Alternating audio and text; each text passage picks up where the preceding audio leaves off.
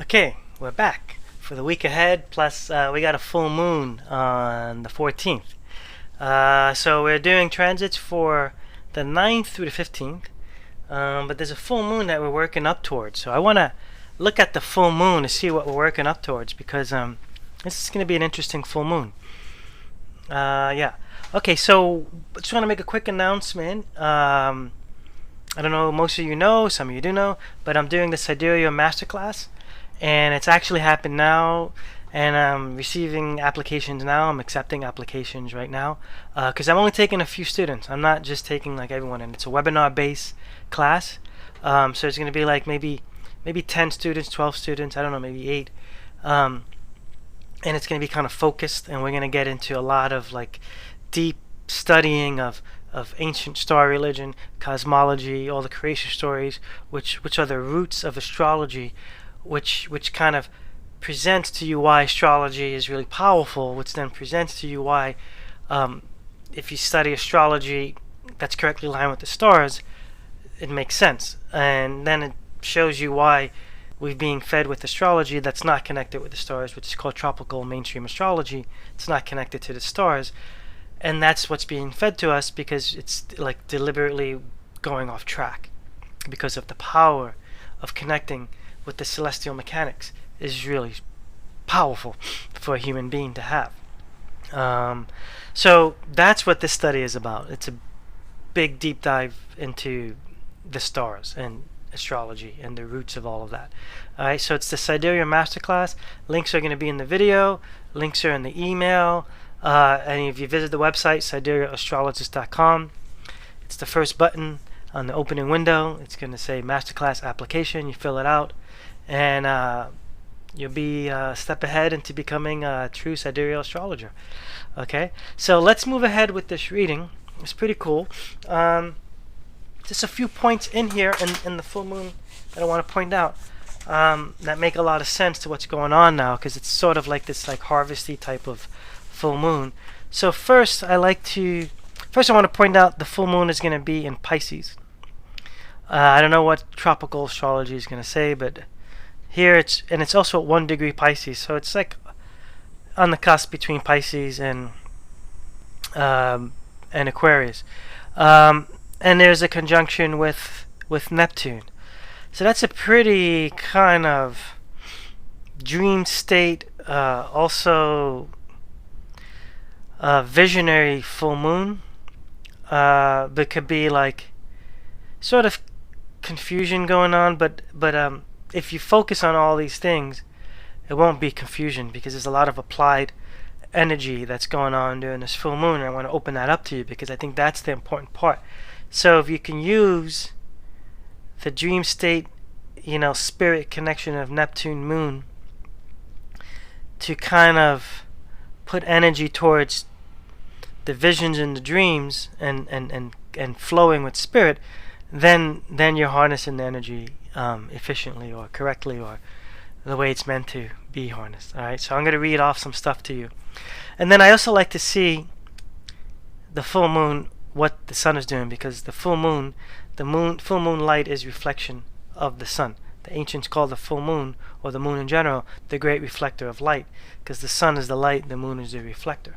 Alright, so the sun is in Leo, and it's conjunct Mars. So it's pretty strong moon, pretty assertive. Sun, pretty assertive sun. Then you have in Virgo, you have Venus and Mercury. So there's a lot of intelligence going on there, a lot of coming together, So what I labeled this full moon was called the harvest, facing gains and yields, facing losses. Whatever didn't pass the test gets trimmed or weeded. And I'll point a few things out because a lot of this is pointing to the Saturn-Pluto South Node conjunction. So you see here, you see all this sun, moon, all this stuff here is pointing right towards this Pluto. At the time of the full moon, the Pluto is right on the western horizon, which is 7th house, which is ruled by Libra, which is why they put Libra in this, because Libra represents the two worlds, balancing the two worlds, or in between the two worlds, balancing the upper world and the lower world. So that's an important point for Pluto to be as the full moon comes into exact. And I want to point something out on Libra right now for you, right? So if you see the symbol of Libra, which I'm going to point out here, you can see it looks like a setting sun in between two horizons, right? It's a half circle and there's two dashes here. And that represents the sun in between the east and in between the west, in between two mountains, upper and lower, the living and the dead, or whatever, you know. So I have this great book that it's an Egyptian book called The Celestial Ship of the North. And it's an old book, and it's a reprint, and it's basically pretty much like the Egyptian star religion, which is the roots of astrology, but not necessarily horoscopic astrology. It's just the roots of the power of the stars, or our connection to the stars and the power that holds. And I want to just show you this symbol right here. See here, you have a sun, a solar disk, in between two horns, or two horizons, in between two feathers. So that represents to the lower and the upper. And I'll read from this. It says, the above illustration shows one of the headdresses worn by the Egyptian gods and goddesses. The two tall feathers crowning the solar disk symbolize upper and lower heaven. Two feathers also denote the two truths of light and shade, and were symbolic of breath and spirit. So you see, there's two worlds. There's a balance. There's a living. There's the underworld and the above world. That's why Libra represents the western horizon, because in the west, setting west means you're about to end. That's why in Egyptian mythology you have the two brothers that fight for the light. It's Horus and Set. Horus represents the east. Hor, which is hour, right? So it's always represented by a young boy, or vibrant young boy. Set is the brother of darkness. It's the dark side. It's the underworld, and they're always fighting for the light. And that's just the motion of the sun and the planets. You rise from the east, you set from the west. So in ancient Egypt, right, or even just in Egypt in general, they don't have a word for death. Like, they don't say that person died. They say, oh, that person went west, which means that they went and they completed the living cycle, and now they're in the underworld, and they're on their way back to be reborn as something else. So they went west. That's what you say when you say someone passed on. You say, oh, they went west. All right. So Pluto is there, and Pluto is the Lord of the darkness. Pluto is the setting, right? Pluto is the dark brother, and it's setting at the time of the full moon, which is interesting. And then there's a trine between everything here that we spoke about in Leo and Virgo and everything here, and this is facing the harvest, like facing what has been harvested, wise wisdom, because you have all this clever energy here in this application. So you're facing the harvest, and whatever needs to be weeded or lost or given up, you're facing that right now. Weighing of the harvest is what I wrote. Weighing of the harvest right here, Pluto on the western horizon, and it's in Sagittarius. And then what we have here, there's a connection with the Pluto and the moon. Right here we can see Pluto, sextile moon, trine sun. So there's a connection there. And when I wrote for this connection, well, I didn't write anything for that connection, but that's fine. But Pluto moon is actually power. It's alchemy power. There's like power on the shadow side, dark side, and since you're working with the conjunction of Neptune, this is I think this is like a shaman realm energy. You're working in the shaman realm energy right now when you're dealing with this energy. But what I found really interesting, it doesn't quite make up a grand trine, but it can almost, but not really.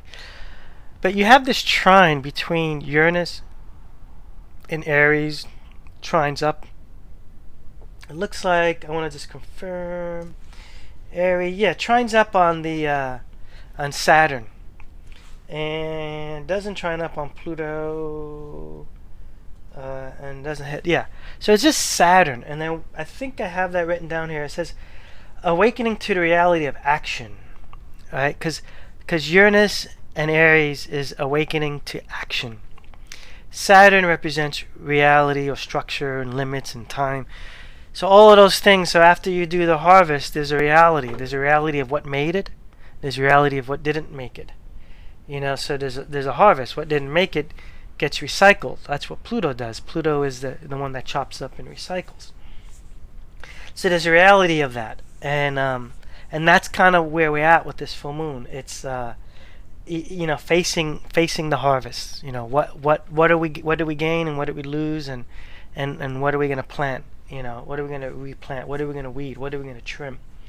Because then we still got that Chiron in Pisces that's just going to be there for a while. So it's just doing that healing work of energy of our times. But those were the most important aspects that I just pointed out to you right now of the full moon. So I hope that was clear, because I'm going to move into the transits, and we're just going to see the energy and the little waves that are like amplifying different portions or points of this week that are leading up to this full moon. So let me just jump on that right here. All right. Let's move my camera, my thing around. So let's just have a look to see what's happening here. Let's see what we got. Okay, well, we have the Sun opposing the Neptune, which because the full moon means that the moon was conjunct the Neptune. And that Sun was in Leo. Yeah, so this is spiritual warrior, because that Sun is also conjunct Mars. So yeah, there's some type of spiritual warrior energy, which is fine. That's kind of what we have to be right now. Then I think last week we spoke about this trine between Saturn and Mars. Well, that's ending on the 10th, and that was just kind of like really applying the energy in good time. Or if not, you can be frustrated. But since it was a trine, I think we spoke about it being a good thing, like a wise application of power. And then you have the Neptune ending the South Node sextile, which was that whole dream state, the past. So I think like things of the past are kind of going to start winding down, and you're going to get into some type of reality, some type of action. Because you see here, this Mars, it just hits everything. It hits Jupiter, it hits the North Node, it hits the South Node. So it squares on Jupiter. And Jupiter is right in Scorpio Ophiuchus, which we spoke about on the last video. So this is kind of like an expansive energy within that Scorpio realm, which is ruled by Pluto. So this kind of like big action in this kind of like transmutation energy. That's kind of like what the Jupiter represents. It's this expansive transmutation, and Mars represents action and power. Mars and Jupiter together can create success, but this is a square, so it could be a little bit of like I think stuff, little bit of frustration, or something like that will cause you to just like move a little bit harder, because it's hitting the nodes. And the nodes are in Gemini, which has to do with the hand. So and the South Node is in Sagittarius, which is part of the Pluto-Saturn conjunction. So yeah, this is probably removing something to have a successful view over whatever has been blocking you. I think that's so. Like this could probably be like powerful breakthrough of an accomplishment or something like that. Something might have been blocking for a while, so this could be kind of good. All right. We spoke about the Mercury, Venus conjunction in Leo, but it moved into Virgo when the moon went full. So that's going on, which is great because I always say Virgo is Mercury and Venus, because Virgo is the divine feminine, so you have a lot of Venus qualities, but technically they say Virgo is ruled by Mercury. So I don't know. That's all like whatever. We can talk about that. Mars opposing Neptune, which was about that whole Sun opposing Neptune thing too. So the spiritual warrior energy, and that's going. So that's yeah. Let's see. When is that? Yeah, I mean that's kind of It's the whole thing, the whole week. It's just this kind of like spiritual warrior. But then you have the Sun trine Pluto, which is that shaman energy. Because then there was a sextile with the moon on the full moon. So there's some shadow shaman power energy working out this week, and that probably has to go with accepting of the harvest, because not everything makes it during the harvest, and that's kind of what's the awakening part, which was that Aries Uranus, and Aries kind of having the trine with Saturn is awakening to the action, the reality of the action that needs to be taken now. After the harvest, right? So that's an interesting one to look at. And then you have the Jupiter square Pluto towards the end of the week around the full moon. So Jupiter square Pluto, I mean, this is deep spirit, expansive spirit. But again, there's a little bit of a square there. Same thing that we saw.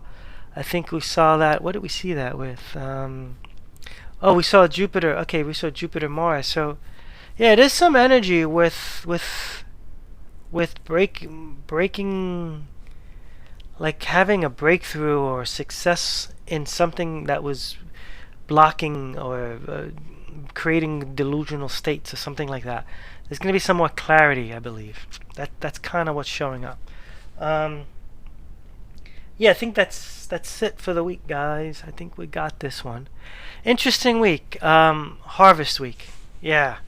All right. I hope that was clear with you. Because there's still a lot going. So yeah, I hope that was clear. Remember, the masterclass is happening, astrology masterclass. Accepting applications. We got quite a few people already signed up. So we might have to actually open up a second class, which is fine with me. So yeah, so just sign up, siderealastrologist.com. If you look around in the links of the video or the email that went out, you're going to see links directing you to the application process. So yeah, I hope I see you guys in the class. All right, have a good one. Bye. See you on the next one.